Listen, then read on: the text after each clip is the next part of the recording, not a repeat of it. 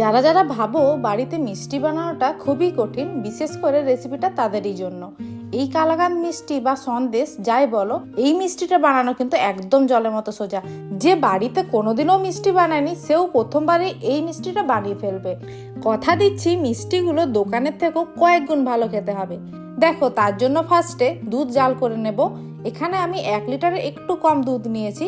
দুধটা ভালোভাবে জাল করা হয়ে গেলে এবার একটা কাপের হাফ কাপ মতো জল নিয়ে তার মধ্যে 3 চামচ মতো ভিনিগার দিয়ে ভালো মতো মিক্স করে নেবে। ভালোভাবে মিক্স করা হয়ে গেলে এবার ওই জাল করা দুধের মধ্যে ভিনিগার আর জলের মিশ্রণটা দিয়ে দেব। এবার ভিনিগারটা দুধের সাথে ভালোভাবে মিশিয়ে নেব। কিছুক্ষণ পরেই দেখবে দুধটা কেটে গেছে আর ছানাটা দুধের থেকে আলাদা হয়ে গেছে।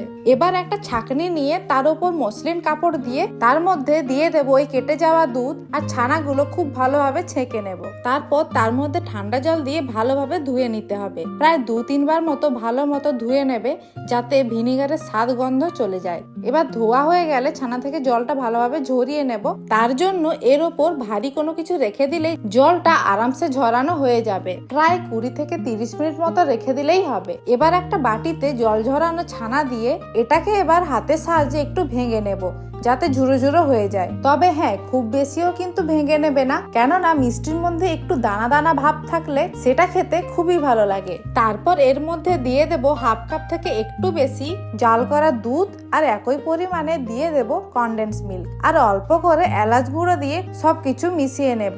ভালো মতো মেশানো হয়ে গেলে একটা প্যানের মধ্যে ওই মিশ্রণটা দিয়ে দেব আর একদম লো আঁচে নাড়াচাড়া করব। আর হ্যাঁ, খুব বেশিক্ষণ ধরে ফেলে রাখবে না, ঘন ঘনই নাড়াচাড়া করে নিতে হবে। আর একদম লো আঁচেই রান্নাটা কিন্তু করতে হবে, না হলে তলাটা পুড়ে যেতে পারে। কিছুক্ষণ নাড়াতে নাড়াতে দেখবে জল জল ভাবটা কেটে আসছে। যতক্ষণ না জলটা টেনে নিচ্ছে আর শুকনো শুকনো ভাবটা না আসছে ততক্ষণ নাড়িয়ে যেতে হবে। তবে খুব বেশিও শুকনো করে নিও না। ভিডিওতে যেমন কনসিস্টেন্সিটা দেখাচ্ছি ওই পর্যায়ে আসলে গ্যাসটা বন্ধ করে নামিয়ে নেবে। এবার যে কোনো একটা পাত্রে বা থালাতে ঘি মাখিয়ে নেবে। এখানে আমি টিফিন বক্সে করছি বলে ফার্স্টে বাটার পেপার দিয়ে ঘি ব্রাশ করেছি, যাতে করে খুব ইজিলি বের করে নিতে পারি। তোমরা যদি কোনো থালাতে করো তাহলে তার প্রয়োজন নেই, শুধু ঘি ব্রাশ করলেই হবে। এবার এর মধ্যে ওই রান্না করা ছানা দিয়ে চেপে চেপে সমান করে নেবে, যাতে করে শেপটা ভালো আসে। তারপর এটা কিছুক্ষণ ফ্রিজে রেখে ঠান্ডা করে নেবে। এর ফলে মিষ্টিটা খুব ভালোভাবে সেটও হবে। তোমরা যদি না চাও তাহলে ফ্রিজে না রাখতেও পারো, শুধুমাত্র মিষ্টিটা একটু ঠান্ডা করে নেবে। আর আমার তো একটু ঠান্ডা ঠান্ডা খেতেই দারুণ লাগে। ব্যাস, এবার মিষ্টিটা একটু ডেকোরেট করে নেব। তোমরা বাড়িতে বানাবে তো এত কিছু না করলেও চলবে, আমি করছি শুধুমাত্র সুন্দর দেখানোর জন্য। এবার মিষ্টিটাকে পিস করে নিলেই রেডি হয়ে যাবে খুবই সুস্বাদু আর মজাদার কালাকাঁদ মিষ্টি। একবার যদি এমন ভাবে বাড়িতে বানিয়ে দেখো তাহলে সত্যি বলছি দোকানের থেকে কেনা অবশ্যই বন্ধ করে দেবে।